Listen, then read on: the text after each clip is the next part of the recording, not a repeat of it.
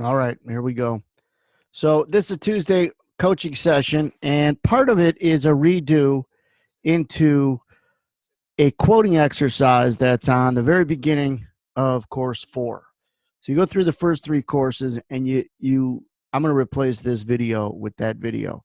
That's a good video, and I think I'll leave it up there for people to watch, but it's a much more formal way of what markets read through, and this will be a much more efficient way to do this exercise. And I'm going to add a couple other things to today's meeting that are really important for people to know when they begin their education, because even many people who've been through their education kind of forget different things. And I noticed this by listening to people who are quoting in what they highlight. So we're going to go through this. It's going to be helpful for people who know it, people who don't. It'll even be more helpful. So why to quote, what is quoting? I'll get into that in a moment. But before I do that, let me turn down my background noise here.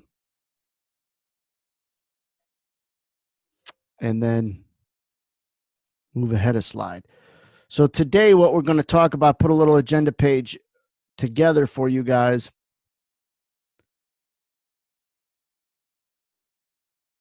Is this screen? Does everybody see my screen with an agenda page? All right, everybody else sees it. So Lawrence, if you don't see it, you might want to check your power cord. So the agenda page, buyers are bids and sellers are offers. Pretty simple, right? Bids are buyers, offers are sellers. Generally, when they're resting a bid, they're patient. Resting an offer, they're patiently waiting to sell it. And the next thing we're going to talk about is what does it look like when a bid goes offer goes bid? And then why is it important to know that? When a bid turns offer or an offer turns bid, I'm going to show it to you on a dome so you know. And then last, before then I get into the quoting exercise, how do you show up on the footprint? I'm going to show you how I show up, and then you'd be able to understand how you also show up. And I really think that'll be powerful in helping you understand the footprint, number bars, or any element of order flow. Some of the things you have on a DOM or whatever. All right. So let's jump into, I'm using this slide a lot for these Tuesday sessions, the prey and the predator. Okay. We don't wear suits as a predator, but that's the clip art to show professional trader. Retail guy, he's sloppy. He thinks he's knows what he's doing. He's still got his socks pulled up high. He's the prey. And generally, when you're the prey, you don't know it, right? That's a lot of retail traders. And some people in here used to be that, and less are that. But I put these two guys in columns because you always got this, right? You always have an element of this in any business, especially in a performance type business. So what does it mean for a bid to go offer? I'm going to first illustrate it, and then I'm going to show it to you on a live dome. If a bid is 2 and the offer is 3, if a bid goes offer, now the offer is 2 and the bid is 1, right? It's simply a market going down. It's buyers getting turned. So when 2 bid goes to 2 offer, it's now 1 bid at 2. What's the thing that changed the most in this? The fact that it's 1 bid? No, you know it's 1 bid. And below that, it's even bid. And then it's 9 bid. And then it's 8 bid. And it's 7 bid. You know that. It's all in here. What changed was the 2 was just bid a second ago. Now it's offered. You want to keep abreast of what changes. That's real time. So the reason why quoting is important is, let's pretend I don't see the market, but I'm going to put in an order through you. I need you to quote me the market so I know where it's at. So if the 2 bid goes to 2 offer, I want to know that. That's what you need to stress. So if you're quoting me the market, it's 2 bid, 3 offer, 2 bid, 3 offer. Hey, 2 offer.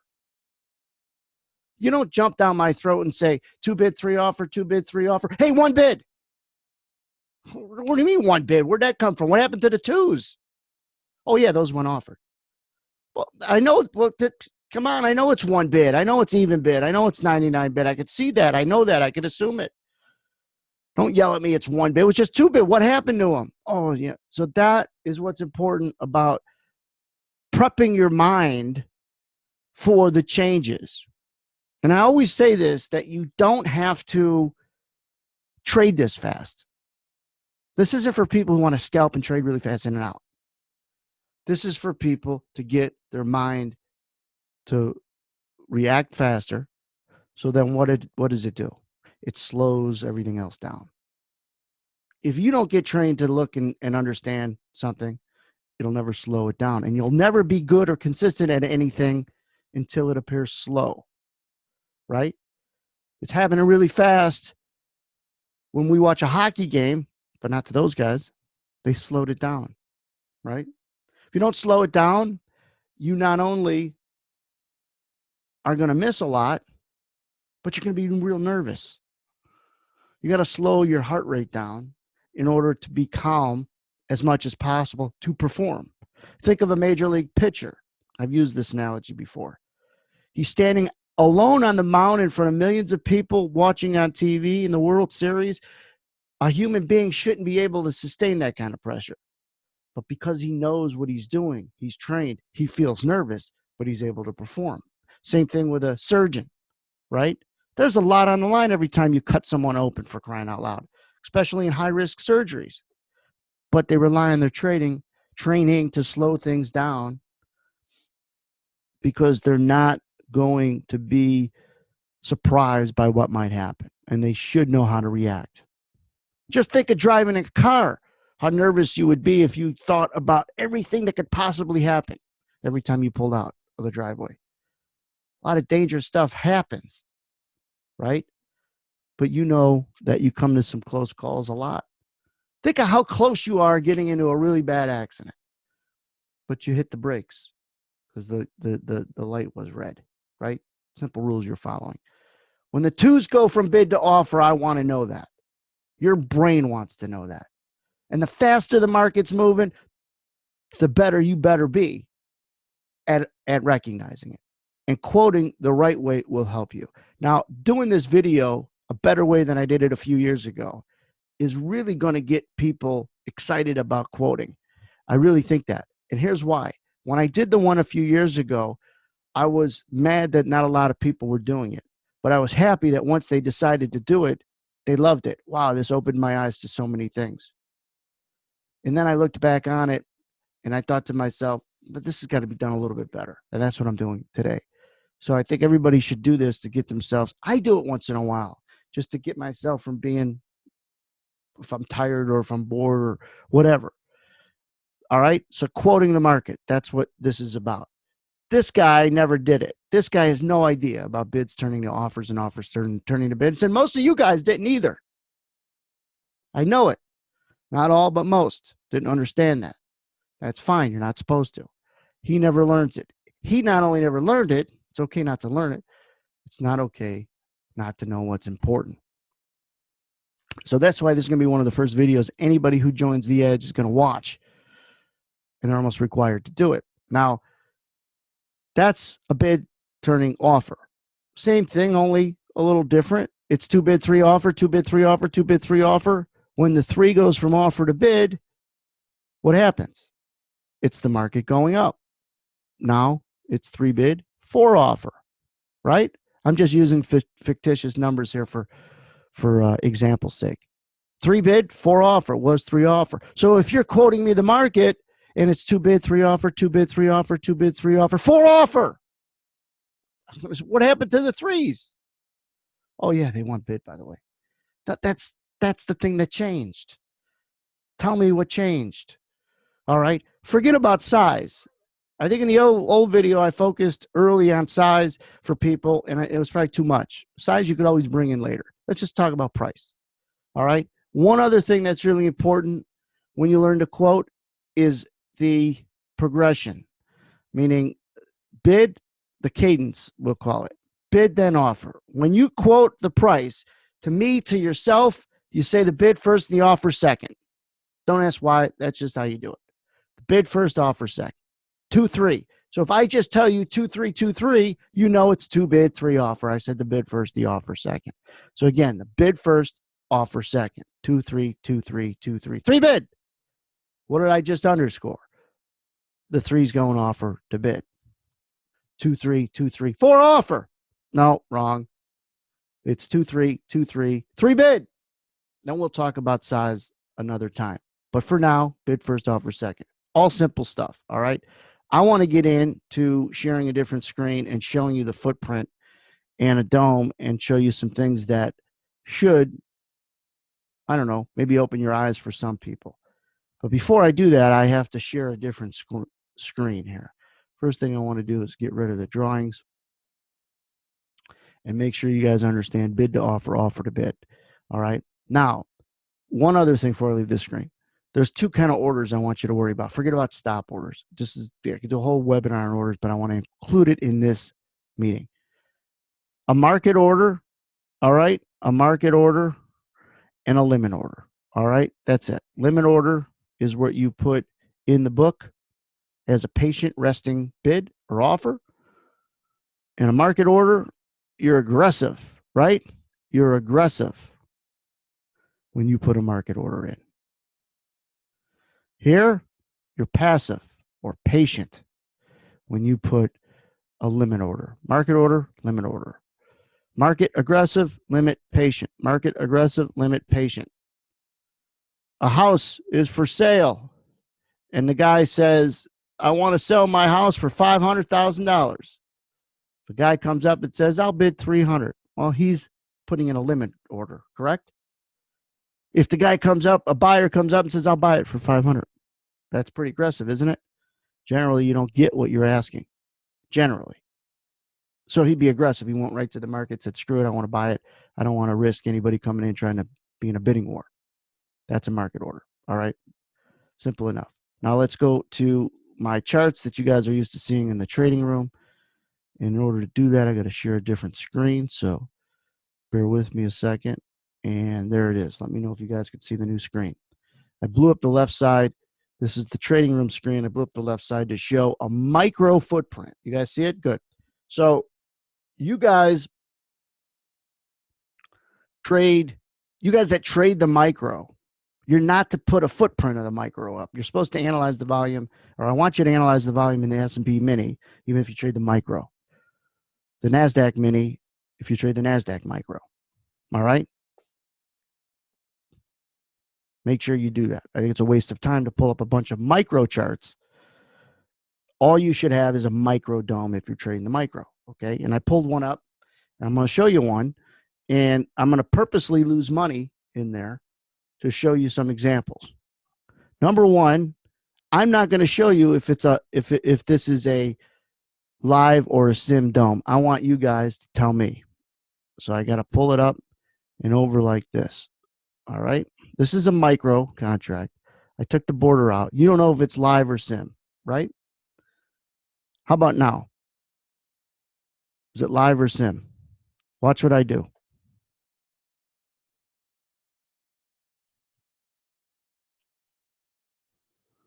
Tell me if it's live or sim based on what I was doing. Live or sim? L for live, S for sim. And if you say, and tell me why, I'll cancel these. I'll do it again. Live or sim? All right, good. I knew the floor guys and prop guys know it quick, and some of the other guys know it. It's live. And it's live because it actually shows up on the dome. And if you guys are looking at your dome, you guys watching this in the future, you can't look at your dome right now. But you guys live could look at my dome through the screen share, or you could look at your dome at home right now and look all the way down, if you got it, to 15 even, so the number doesn't change. It's 122, correct? I put a one lot in, it goes to 123. See that? And it would have changed to 123 on your end. So what does this mean? This means I'm bidding. I'm looking to buy it at 15 even in this particular market. When I cancel it, what is this 123 going to look like? 122. I didn't just magically predict it and it happened. It's because it's reflecting my order going in and my order going out. So the dome has to change. You know, it's a live it's a live dome. Now, someone said, and it's not their fault, that it's sin because the footprint didn't change. The footprint will never change based on resting bids or resting offers put in the market, put in the dome. The only time the footprint changes is when a market order goes in. And a market order is someone who lifts the offer or hits the bid. Most domes are like this. If I click here, I'm going to buy one. If I click here, I'm going to sell one.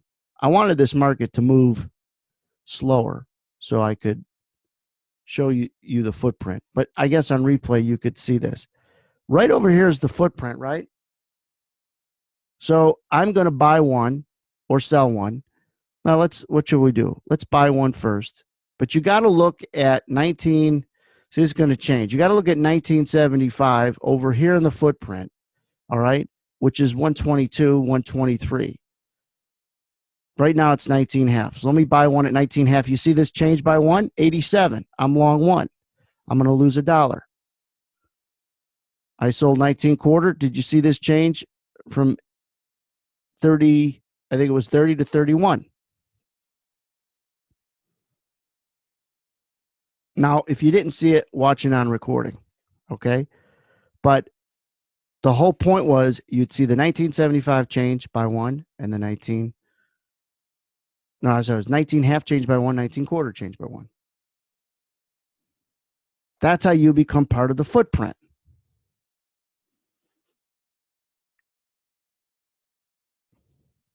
I wanted to lose $1 to show you both sides. Now, if I would have scratched it, I wouldn't have showed up here. If I would have put a limit order in and got filled after I was long, I wouldn't have showed up here. I only showed up twice because I was an aggressive buyer, then an aggressive seller. 2 market orders. Make sense? So if you didn't see it, that's fine. Replay this recording and watch when I do it. Watch how the 2 numbers diagonally will change by 1. So do you. So does anyone who tries to aggressively buy it. So when you see it change a lot and it goes quick, that's when you get an edge zone. When you see it change with a big order, that means a lot of buying came in or a big block order came in and they aggressively bought it. And I'm saying when you see it change, when you see the footprint change. So the dome could be compared to as limit orders and the footprint as market orders. You can look at it that way too. When people look at it this way, they have a whole better perspective. And I think this should be one of the first classes of any dome/footprint training, other than, understanding the functionality of a dome and clicking to get in and clicking to get out. But that's how you become part of the footprint and the order book. Let's do it again. And I'm going way down just so these numbers don't change. The more they change, then you don't see it. See 81? If I look to rest the bid, it'll turn to 82. When I cancel it, it'll turn back to 81. You'll see that on your side too. Again, knowing that's not going to make you $1 million, starting to understand how you become part of the footprint will certainly help you understand how to use it, read it, and trade it. Now, back to quoting. Size that comes in and out, and I'm going to use a faster market, the NASDAQ, because I want this thing to move. This is a live chart as well, but I want this thing to move. Keep it simple. Hopefully it's big enough for you guys to see. In fact, let's bring this chart to micro up here too.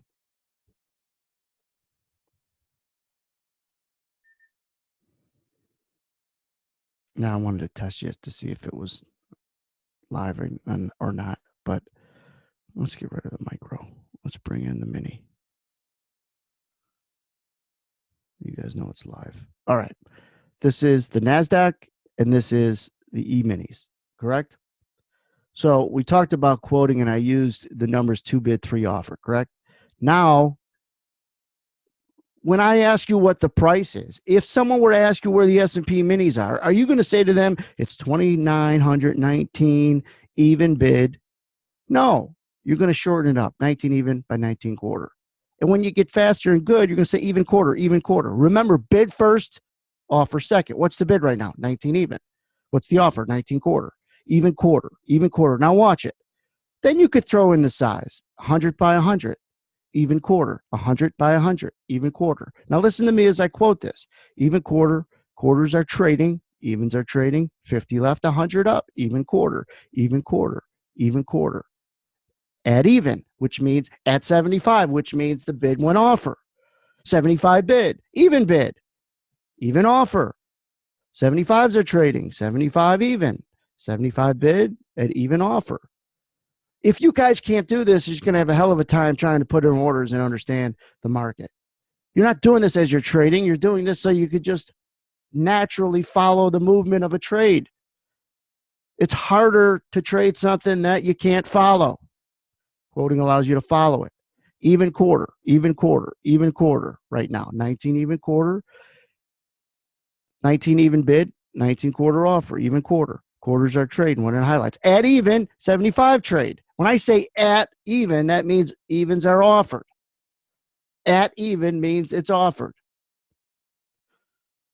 That's part of the quoting vernacular. So it's 1875 bid. Evens just went bid.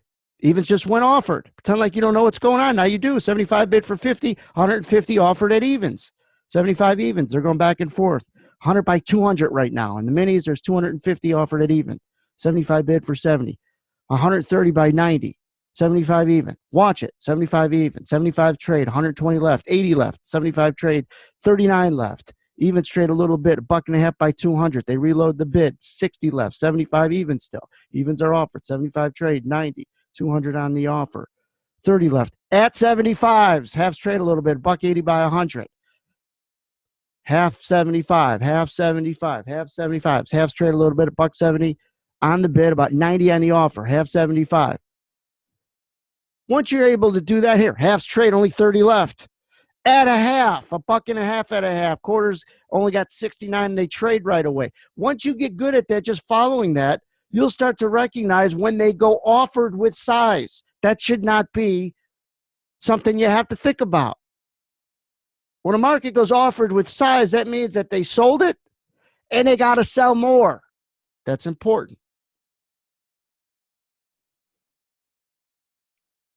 When I said, good question. The guy lost me when I said 60 left. Well, right now they just traded a quarter and there's 67 left. There was 80, there's only 67 left. There was 67, there's only 30. Quarters just went out, now quarters are back bid for 58. At a quarter bid, back and forth they go. 60 on the bid now, 119 on the offer. You got to be that accurate.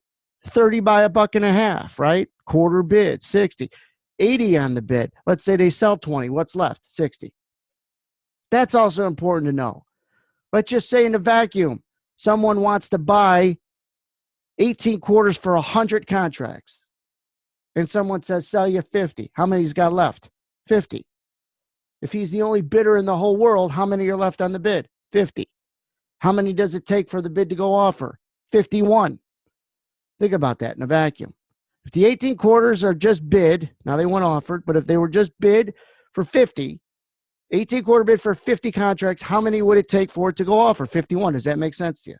Because you would have satisfied the 50 he was trying to buy, but that one extra one you missed, so you turned the market, and it would be one contract offered at 18 quarter. Who knows and could follow the price at an auction the best? The auctioneer. All he's doing is quoting price. He sounds the most emotional, but he's actually the least emotional.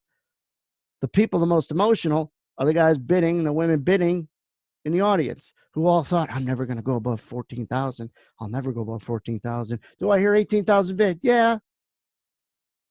That happens at an auction all the time, and the auctioneer knows it. They know it. Why? Because people get personal. You get personal with the market, with your trading, and people at an auction get personal with the people bidding against them. Now, an auctioneer couldn't tie my shoes quote because he's only quoting price going one direction. I'm quoting it going both ways. What just happened now? When 18 even bid, quarter bid, half bid, 75 bid, 75, 19 even, 75, 19 even, 75 even, 100 by 80, 75 even, 40 left on the bid, 70 now, 130 offered at 19 even, 75 even. Once you start getting good, watch this. I'll look at two markets. It's 75 even over here, 27 quarter bid, 27 quarters are trading over here, 75 even. 7 evens go off or 19 evens are offered. 1875, 19 even, half bid, 75 bid, 19 even bid. 28's just traded, 19 even quarter, even quarter, even quarter. 27 quarters go offer over here, evens go offered over here. You could start quoting both markets, and you won't have to quote both markets live like I do. I'm not doing it, but your brain will do it for you. Now you're following it. So then when someone says the yen just got hit, your brain sees something quicker when they understand that the market went from bid to offer. The yen just got hit, right? You don't just see it on a chart. You can understand it. And the brain now is starting to work like it should when trying to follow price. Follow price. You can't trade it so you could follow it. An auctioneer is following price. He knows he knows who bid last, what could be next, where it could go. He's the best guy to tell if you were to say, where do you think price is going? As it's going in real time, he could say, when we're coming to a price discovery, when price has finally been discovered, value has finally been discovered. Because that's all this is price discovery. A bunch of people trying to buy 1875s and sell 19 evens, and now they're trying to sell 1875s, and they're bidding 18 halves, half 75, half 75, 60 left. All this stuff thrown in together. Half 75, half 75, all the thousands and tens of thousands of people with contracts that put it in, and there's spreads, and there's hedge funds, and there's all this stuff. Forget about that stuff. Just quote the market. Then you follow it. I don't like when people try to learn a dome and try to learn all the numbers on a dome or a footprint without knowing this, without being able to do this, without answering the question, what do you mean amount left? That's a good question. But understanding when a market turns, what does that look like? Right now, the market just turned and went 18.5 offer to bid. So when you now look at a chart, let's get rid of these. So now when you look at a chart, let's get rid of it. I don't like having a mini chart up. Let's get rid of it. And you're looking to sell a turn, do you think you're going to have a better chance of recognizing it and seeing it when it happens right here? That's a turn. By quoting the price action and then getting so good that now your brain just does it, now you have a chance to see bids go to offer with size and get you short if you're looking to get short and fade into a rally.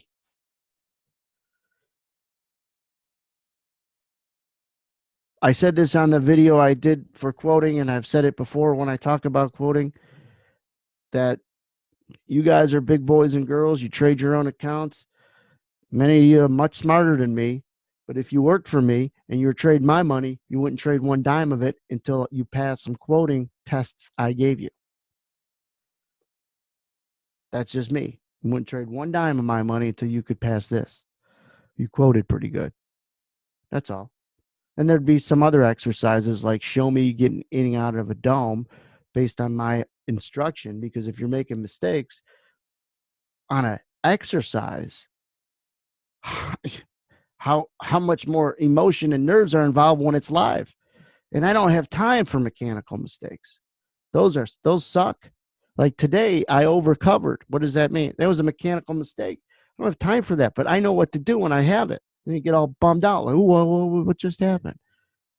What just happened is that if you're short 3, I covered 5. I'm long 2. I got to get the hell out. Hit the bid. Just think about what I just said. I was short 3. I bought 5.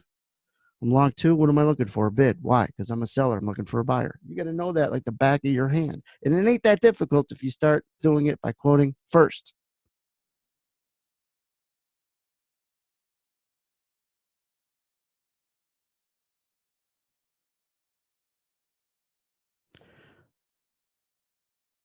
I think just because, so this is different features on different domes. Someone's asking when it's blue or red. I think if it trades when the market's on the offer, it's red. When it trades when it's on the bid, it's blue. But when you quote, you'll be able to see that. Like 24s just went bid and then they just got hit. So it went at 23 really quick. Here, let me quote this market, right? Because you got to go quick and don't start by quoting a market like the NASDAQ. And then when it gets fast, spread it out. Right now it's 22 offer, 21.22 offer, 21 halves are offered, 21 halves are bid, 21.75s. Now I just got to go and cut this up, right? So it's even trade, 22 even trade, small bid, quarter bid, 22 quarter bid, half bid now. Half bid, 75 bid, 23 halves just traded, 22 offer, 22 quarter. Went up to 23 quarter, now it's at 21 half. Let's see, news is coming out. 21 halves are now offered, right? 21 quarters are offered. Quarter bid, half trade, half bid, 75 bid, 22 evens trade.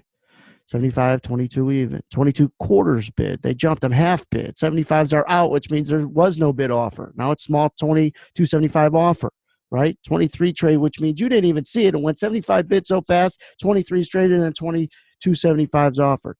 At even, at one half, 21.75 offer, half offer, quarter offer, 21 evens are offered, 75s trade, 21 evens are out, 21 even bid, 21 evens trade, 21 quarters trade out, 21 halves trade, quarter half. So you got to just get yourself in a position that what I did isn't going to make you a knockout trader, but it's, in my opinion, a necessary step.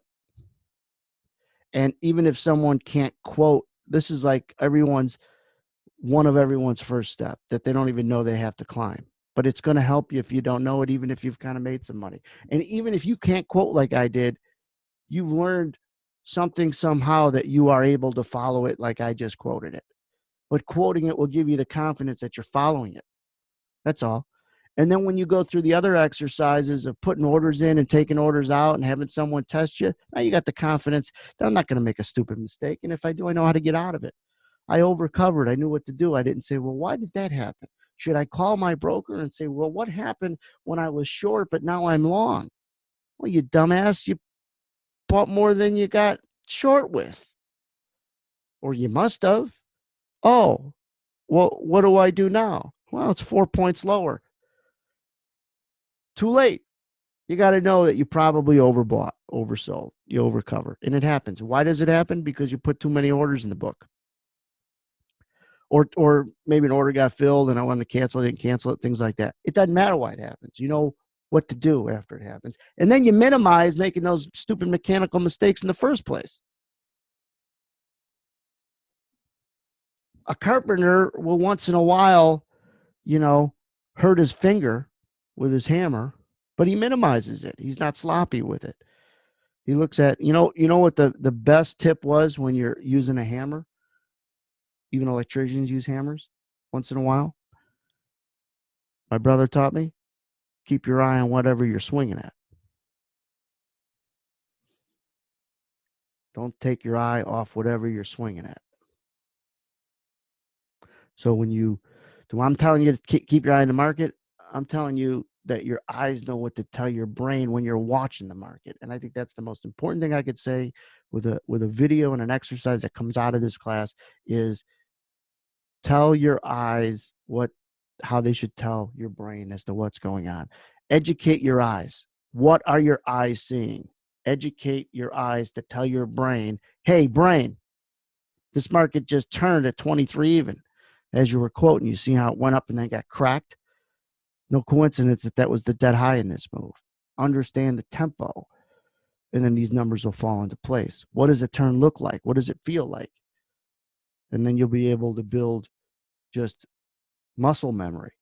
Educate your eyes to tell your brain what it needs to tell us as far as what it saw.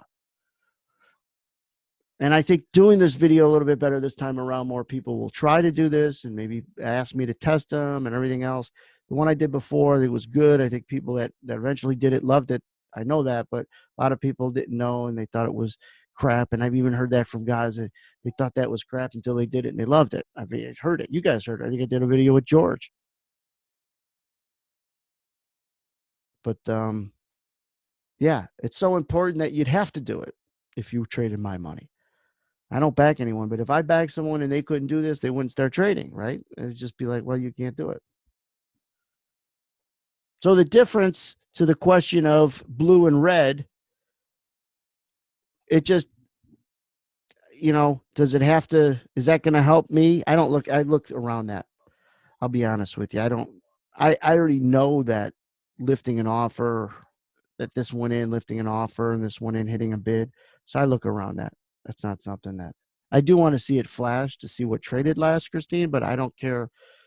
I know it was offered or bid when it got hit because I'm trained to quote it. So, and then how would that help you? I don't think it really would. I really look at now when buying comes in and it can't go up and there was a lot of it or it happened fast, like in here, right? That's just another aid. So, there's a lot of times because I could quote so well that I could tell you where these green and reds are. You should be able to know where the edge zones are without even looking at it.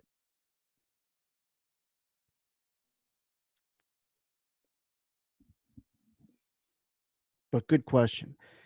And going back to the, nobody's asked me this question, but I know it's going through people's head. Is it really going to help? Yes.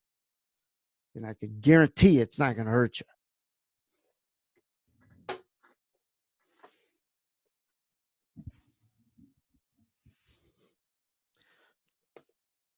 Ask it a different way, Todd. I'm not sure if I understand the context of the question.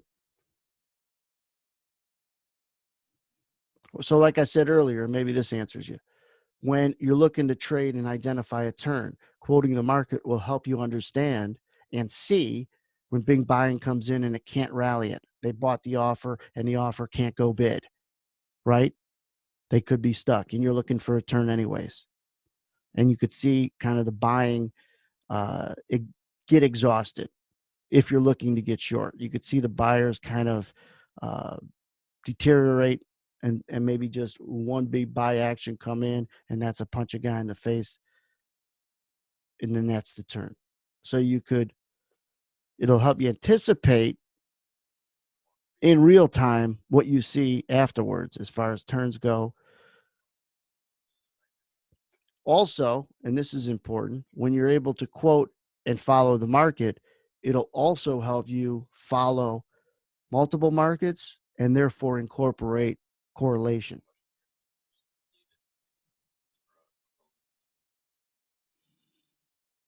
Now, with that being said, don't use my answer as justification as to whether or not you should do it.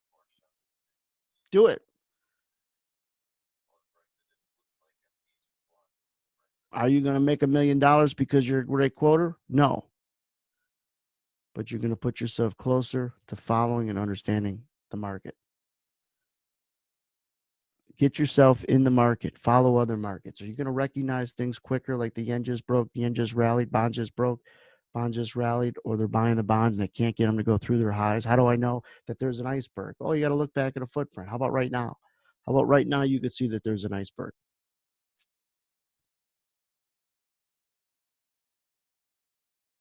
This is also what helps you avoid. This is a great question. You get mesmerized with what's going on in the dome. Guess what? This helps you organize it all and slow it down so it's not noisy. You know what I get mesmerized by?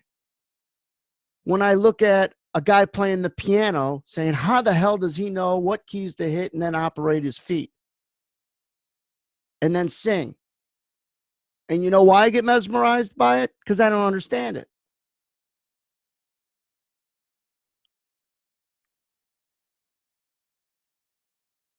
You want to slow it down.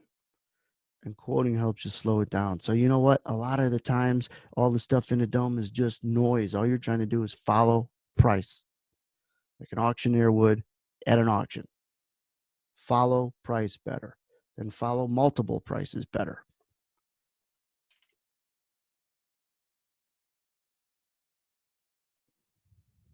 The only thing, the only people that don't really have to learn this are people that have someone grab their hand and click the mouse for them, right? They're following a red light, green light, buy now, sell now, just put the orders in before the day starts, and then whatever happens, happens, right?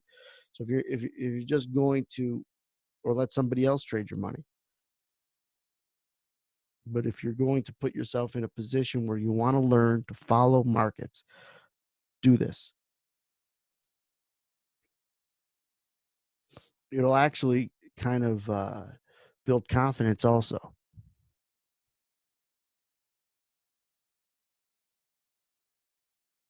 I acquired this skill by doing it. I didn't practice it. Now I'm laying out something for you guys to practice so you're able to follow it even better and understand. How about this? How about this for recognition? They hit the bid.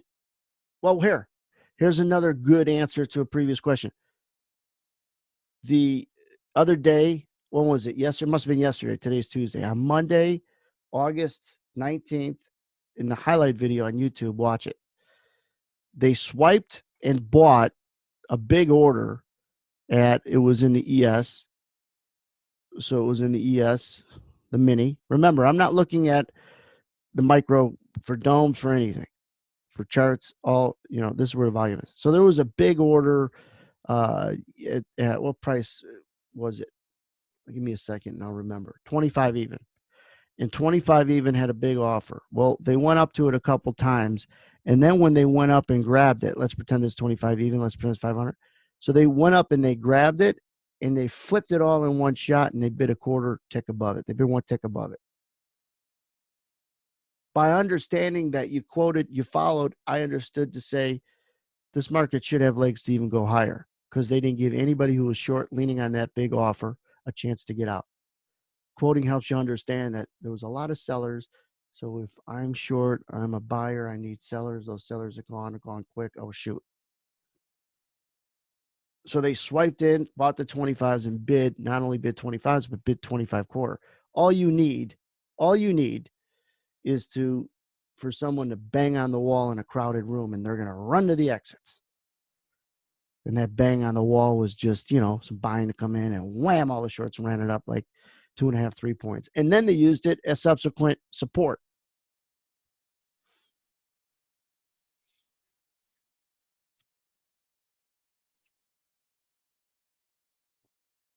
All right, John, let's do that for like a week from now. Put it together. That's a good idea. But I want to always, this is a necessary step one. And like I've told people a lot, by teaching, I'm learning, and I'm also gotten much better at organizing. Like when the new site came out, organizing, putting stuff in a little bit better, proper order. The exercises should come first. Now I'll redo some of those exercises to make them more efficient and understandable for people to do them, and then get through it. And then there's really no start to finish. It's titled, and so you can watch videos based on what you want to work on. But the exercises should come close to first. In the first three courses, as you guys know, first two are real basic. The third one isn't basic, but it's quick. The fourth one really starts the training. And why not start it with drills and exercises? So this is one of the first videos I want people to know, because you've been introduced to bids and offers and everything else, but you got to know the turn. If you're looking to sell the turn or buy the turn, what are you looking to do? Fade the market. Can I recognize it and feel it and see it simpler, easier, more efficiently, because I'm better at following the market by quoting?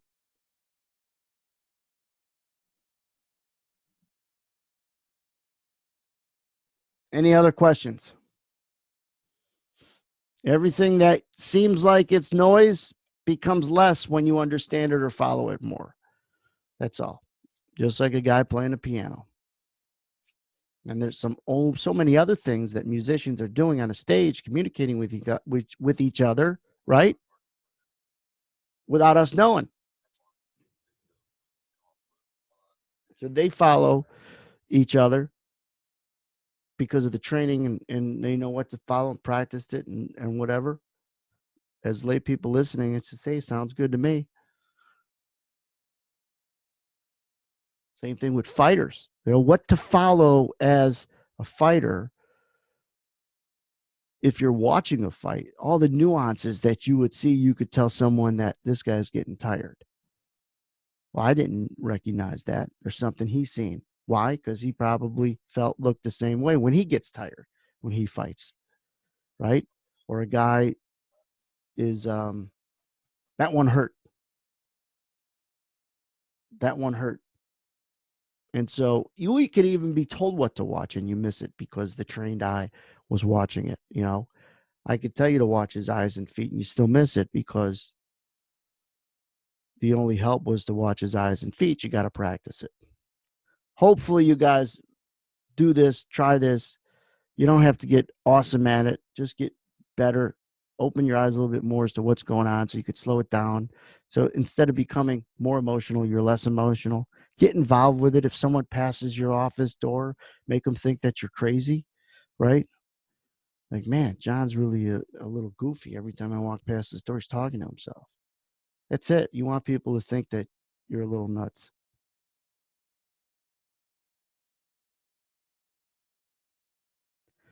All right, so let me go over like the cadence is a good question. I want you to do more as you get better. Meaning when you quote, just start out by saying the bid offer, bid offer. When you're doing it accurately, then add the size. 100 100 by 100 right now. 75 even, 75 even, 75 even, 100 by 100. But remember what I said earlier on the slides? When you stress something, don't make the mistake, and many people have made it when I listen to him quote, is let me show you what happens here. I did it half bid 75 offer, right? Half bid 75. Now it's half offer, half bid. Okay, just watch it. Watch when the halves or the 75 changes. So it's half 75, half 75, half 75, half 75, 75's trade, 75's trade. Come on, now it doesn't move. Half goes offer, and I go quarter bid. Well, wait, the halves were just bid. What happened to the halves? I got to stress half bid, half offer, not when the half goes half offer, quarter bid. Let's do that again. Even, well, it just happened. 75 even, 75 even. Just watch it. 75 even, 75 even, 75 even, 75 even, 75 even, 90 up, 60 left, 70 by 100. At 75 at a half, where two things happen. I went offer, right? I didn't say quarter bid, even bid. Now, I know it's quarter bid, even bid down here. Tell me what changed. They hit them and they hit them. So they just slapped them twice. So add more as you get better. How do you know you're getting better? Because you're following with it real time. Right now it's even quarter, even quarter. If you're saying quarter bid, quarter bid, quarter bid, no, you're wrong. It's quarter offer. When you get better, add it. Then when you get better, try to quote two markets. All you're trying to do is follow more and absorb more. So as playing the piano, you could tell that the guitarist is out of sync. You know what I mean? Or is off key rather. And add and add and add and add and add to it. Train your eyes to tell your brain what the hell it's seeing. So for me, when they just hit those, when they went at and they come back through it, I'd be more bullish looking to see if there's maybe some other selling and some upside buy stops or an ancillary that goes down when we go up or goes up when we go up. When they hit them and then come back like that. Oftentimes you'll see it go red if you're looking at my screen share. And right now you don't really have a ledge of congestion buyers. So you're able to watch the dome and you're seeing stuff that you could draw the chart out for someone. Get good at it. Just get good at it. You'll be able to follow things a lot better, whether it's price or people or a baseball game. Isn't it much more fun to watch a baseball? Did you ever watch a baseball game with a guy who played high level baseball and isn't a stiff? And if he's a stiff, then it's not fun to watch anything with a guy that's a stiff. But if he's somewhat articulate, I did it once, and the guy played minor league baseball, and he was saying things about. And I've watched baseball my whole life, and I know a lot about baseball, but I never played minor league baseball. And so he's telling me things that the pitcher was doing that based on the count that not only a curveball come, which I could maybe figure out, but he was tipping his pitches. And it was just so much more interesting to watch it pitch by a guy saying, you see, when he's tipping his glove, he's probably throwing curveballs when he's doing that. So the hitter, especially down 1-2 in the count, is probably going to get a breaking ball.